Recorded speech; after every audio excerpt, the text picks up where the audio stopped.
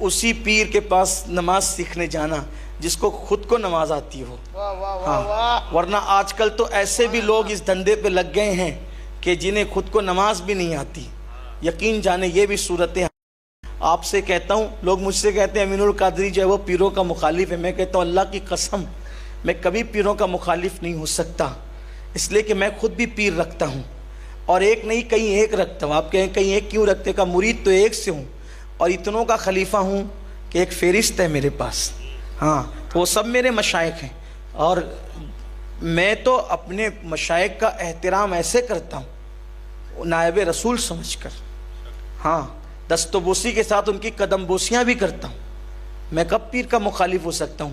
لیکن آپ مجھے بتائیں، اگر کس کے پاس ڈاکٹری کی ڈگری نہ ہو اور وہ کسی کے محلے میں جا کر کے کلینک کھول لے تو محلے کے لوگ احتجاج کریں گے کہ نہیں کریں گے کہ یار اس کو علاج کرنا نہیں آتا، یہ ڈاکٹر کیوں بن گیا، یہ لوگوں کی جان سے کھلواڑ کرے گا. تو پھر جس پیر کے اندر صفت نہیں ہے پیر کی، وہ پیر کیوں بن گیا؟ وہ تو لوگوں کے ایمان سے کھلواڑ کرے گا.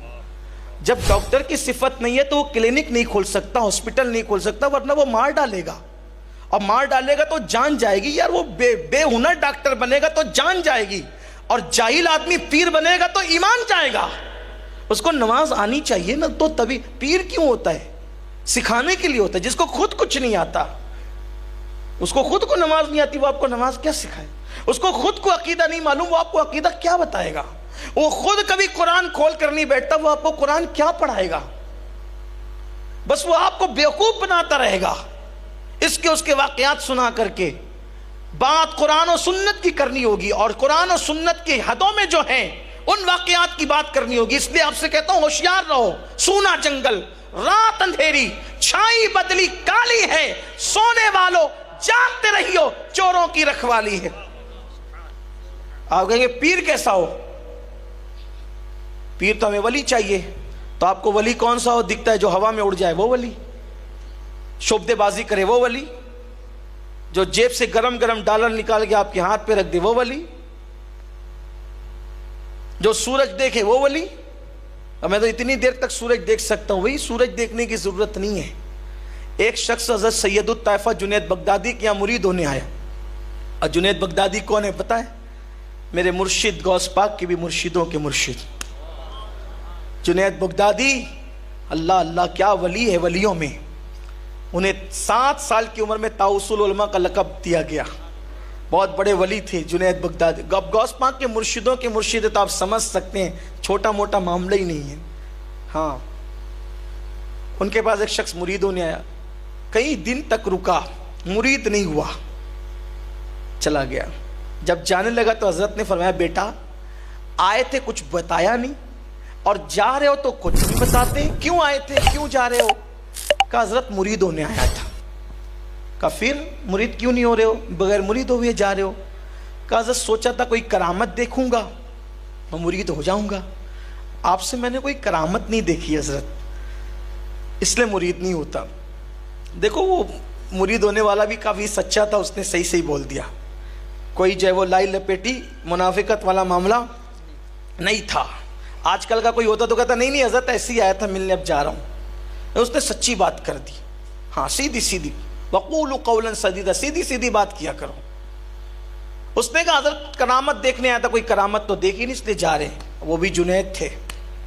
جنید بغدادی نے کہا ٹھیک ہے جاؤ، لیکن ایک بات مجھے بتاؤ، تم جتنے دن رہے میرا کوئی ایک قدم کبھی تم نے شریعت کے خلاف دیکھا؟ ایک قدم بھی تم نے مجھے شریعت کے خلاف عمل کرتے دیکھا؟ کہا نہیں. ایک قدم بھی سنت رسول کے خلاف اٹھتے دیکھا؟ کہا نہیں. کہا پھر جاؤ. کہا حضور کیوں؟ فرمایا بیٹے اس سے بڑی کرامت کیا ہو سکتی؟ سنتوں پر عمل کرنا، شریعت پر چلنا، اس سے بڑی کرامت کیا ہو سکتی ہے؟ ہوا میں اڑنا یہ کام تو کوے اور چیل بھی کرتے ہیں. ہوا میں اڑنا یہ کام تو مکھی مچھر بھی کرتے ہیں. پانی پر چلنا یہ کام تو کیکڑے اور مچھلیاں بھی کرتی ہے. لیکن شریعت پر چلنا یہ اللہ کے ولیوں کا کام ہے. اور جس کو خود شریعت نہیں معلوم وہ کیا عمل، اور جو شریعت پر عمل کر لے، توجہ کرنا، پھر وہ کیسا پیر ہوتا ہے پتہ ہے؟ حالانکہ ٹائم ختم ہوا ہے لیکن بات چھڑی ہے پیروں کی. ہاں کیسا پیر ہوتا ہے پتہ ہے؟ کیسا پیر، کیسا پیر. آؤ ذرا اس پیر کی زندگی سنو. جب جو شریعت پہ عمل کر لینا تو کیسا پیر ہوتا ہے. حضرت محبوب الہی سلطان المشائخ میرے مرشد سرکار نظام الدین اولیاء. نظام الدین اولیاء کا وصال ہو گیا. کیا ہو گیا؟ وصال. پردہ فرما لیا، انتقال ہو گیا. جنازہ جا رہا ہے دلی میں. وصال ہو گیا، دلی میں جنازہ جا رہا ہے. صاحب مریدین روتے دھوتے آگے پیچھے چل رہے ہیں.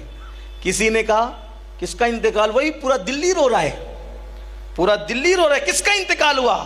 کہا حضرت نظام الدین اولیاء کا وصال ہو گیا. تجھے نہیں پتا؟ ان کا انتقال ہو گیا، ان کا انتقال ہو گیا. تو جو لوگ جنازے میں چل رہے تھے وہ آگے آگے کچھ شعر پڑھ رہے تھے، اشعار پڑھ رہے تھے.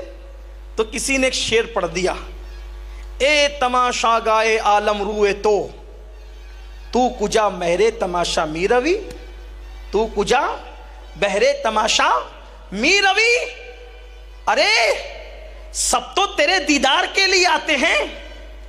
اے تماشا گائے عالم روئے تو، سب تو تیرے دیدار کے لیے آتے ہیں. تو کس کے دیدار کے لیے جا رہا ہے؟ بس اتنا سننا تھا. جنازے میں اٹھ کے بیٹھ گئے. نمی رفتم نمی رفتم، میں نہیں جاتا میں نہیں جاتا. یہ پیر ہے جو شریعت پہ عمل کرے، یہ پیر ہے. نہیں جاتا. ہاتھ جوڑ کے حضور لوگ شریعت کا مذاق نہ اڑائیں. چادر اوڑھ کے لیٹ گئے. یہ ولی ہیں، اللہ والے ہیں. ایک مرتبہ ایک پیر صاحب کی ایک مریدہ تھی. مجھے ایسا لگتا ہے شاید مریدوں سے زیادہ عقیدت پیر صاحب سے مریدہ لوگ کرتی. عورتوں کے عقیدے ذرا مضبوط ہوتے. ہاں، پیر صاحب کی مریدہ تھی، بڑھیا تھی.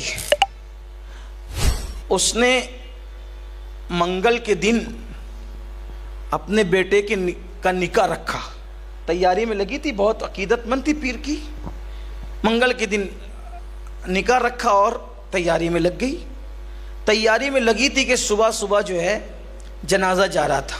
یہ مصروف تھی، اس کو پتہ نہیں چلا. واٹس ایپ کا خیر سے دور نہیں تھا، ورنہ تو پھر لوگ افواہ بھی اڑا دیتے ہیں نا میتوں کی. ایسا چلتا رہتا ہے. تو پتہ نہیں چلا اس کو، بڑھیا کو. لیکن جنازہ گھر کے سامنے جا رہا. کس کا انتقال ہوا بھائی؟ اتنی بڑی تعداد میں جا رہے ہیں. اور بڑھیا تجھے پتہ نہیں تیرے پیر کا انتقال ہوا؟ اس نے کہا ہوں، یہ پیر لوگ تو اللہ والے ہوتے، یہ منگل بدھ کو کیوں مرنے لگے؟ پیر لوگ تو جمعرات جمعہ کو مرنا چاہیے. اس کی اپنی عقل، اس کی اپنی سوچ. بھائی جمعہ کا دن مبارک، جمعرات کا دن مبارک، پیر کا دن مبارک، مبارک دن پیر کو مرنا چاہیے. منگل بدھ کو کیوں مر رہے ہیں پیر لوگ؟ بس اتنا سننا تھا. کہا ٹھیک ہے، اب ہم انشاءاللہ جمعہ کو ہی جائیں گے. یہ اللہ والے لوگ تھے. لوگ اس کو کہانی قصہ سمجھتے، لیکن یہ کہانی قصہ نہیں، یہ حقائق ہیں. بات آئی تب مجھے میرا خسرو یاد آیا. میرے مرشد ملک الشورا، طوطی ہند، قطب الاقطاب حضرت سیدنا امیر خسرو رضی اللہ تعالیٰ. آپ اپنے پیر سے بہت محبت کرتے. اتنی محبت تھی پیر سے، اتنی محبت تھی، اتنی محبت، اتنی محبت اور اتنی محبت. سچا پیر مل جائے تو میں کہتا ہوں کہ حضرت خسرو کی طرح محبت کرنا چاہیے. میں تو امیر خسرو کے مزار پہ جب بھی جاتا ہوں میں کہتا ہوں کہ کچھ دو نہ دو، آپ کی مرضی. اتنی دعا کر دو کہ پیر کی سچی محبت نصیب ہو جائے. حضور کی سچی محبت نہیں، محبت والوں سے محبت ہی مانگا جا سکتا ہے. تو بہت محبت تھی پیر سے، اتنی کہ بیان نہیں کیا. حضرت محبوب الہی کہتے تھے مرید ہونا سیکھنا ہے تو خسرو سے سیکھو. پیر کے وصال کے بعد پیر کے مزار پہ بیٹھ گئے، اٹھ کے کہیں نہیں گئے سوائے نماز کے. اور پھر چند ہی مہینوں میں وصال ہو گیا. چند مہینوں میں پیر کا وصال ہوا 11ویں شریف میں، اور امیر خسرو رضی اللہ تعالیٰ کا وصال ہوا شوال المکرم میں. شوال میں ان کا وصال، اور حضرت پیر و مرشد محبوب الہی کا وصال 11ویں شریف میں. اتنا ہی فرق ہے بس. 11ویں کے بعد لے لیں، 11ویں کے بعد جمادی آخر، جمادی الاولیٰ، جمادی الاخر، رجب، شعبان، رمضان، اور 6 مہینے کے اندر وصال ہو گئے. یعنی یہ بھی انہوں نے حضور کی محبوب شہزادی کی سنت گویا کی ادا فرمائی. حضور کے خاندان میں 6 مہینے کے بعد سب سے پہلے جس کا وصال ہوا وہ سیدہ کائنات سیدہ فاطمۃ الزہرا. اور محبوب الہی کے مریدوں میں 6 مہینہ گزارا اور پھر وصال ہوا، انتقال ہوا آپ کا. تو چادر ڈالی ہوئی تھی، آپ لیٹے ہوئے تھے. دلی کے کچھ بڑے بڑے علماء انہوں نے کہا چلو بھائی خسرو کا انتقال ہو گیا، چل کے خسرو کی مغفرت کی دعا کرتے ہیں. ان کے پاس چلیں گے اور مغفرت کی دعا کریں گے، کیونکہ خسرو شاعر تھے، بادشاہوں کی شان میں بھی شعر لکھ دیے، تو اس کی مغفرت کی دعا کر لیتے کہ اللہ اس کو معاف کر دے. آئے وہ لوگ، وہ جو علماء تھے وہ علماء ظواہر میں سے تھے، یعنی ظاہری علماء میں سے تھے. آئے بیٹھے، اللہ خسرو کو معاف کر دے، اس نے دنیا کے لوگوں کے لیے شعر لکھے. اٹھ کے بیٹھ گئے، کہا او تو نے میرے لیے مغفرت کی دعا نہیں کرنا، کیونکہ تیری مغفرت کی دعا سے جنت میں جاؤں تو محبوب الہی جیسا پیر کیا کرے گا. یہ شان، یہ پیر پر یقین، پیر پر ایسے پیر ایسے مرید، یہ شان تھی. تو بہرحال بات پھر دور نکلی اور اب بات اختتام کو پہنچتی ہے کہ اس پیر نے، اس بزرگ نے، جب لوگوں نے اپنے مسائل رکھے کہ حضرت بہت پریشان ہے، روزی ہے، یہ ہے وہ ہے، کیا کہا؟ نماز پڑھو. کیا کرو؟ نماز پڑھو، سب مسئلے حل. انہوں نے ایک بات بتائی. اس دور کے لوگ بھی تھے ایسے کہ بڑے بزرگ لوگ جو کہہ دیتے تھے وہ گانٹ مان لیتے تھے. ان کو احساس ہوا ہم نے مسجد میں مؤذن نہیں رکھا، امام نہیں رکھا، نماز نہیں، سب دھول گرد غبار سب. حضرت کہنے، حضرت وعدہ کرتے ہم نماز پڑھیں گے. وہ حج کو گئے. حج کو جانے کے بعد جب کئی مہینے کے بعد واپس آئے تو مسجد میں آئے تو دیکھا کہ اذان ہو رہی ہے. ادھر اذان ہوتی ہے، پوری مسجد بھر جاتی ہے. لوگوں سے ملے، لوگوں نے کہا حضرات آپ نے جو نسخہ بتایا تھا عمل کیا، بہت کامیابی نصیب ہوئی. تو پھر وہ رات کو مسجد میں رکے. جب رات آخری آنے لگی تو آواز آ رہی تھی، اے اللہ جس نے مجھے آباد کیا تو ان کے گھروں کو آباد کر دے. اللہ جس نے مجھے آباد کیا تو ان کے گھروں کو آباد کر دے.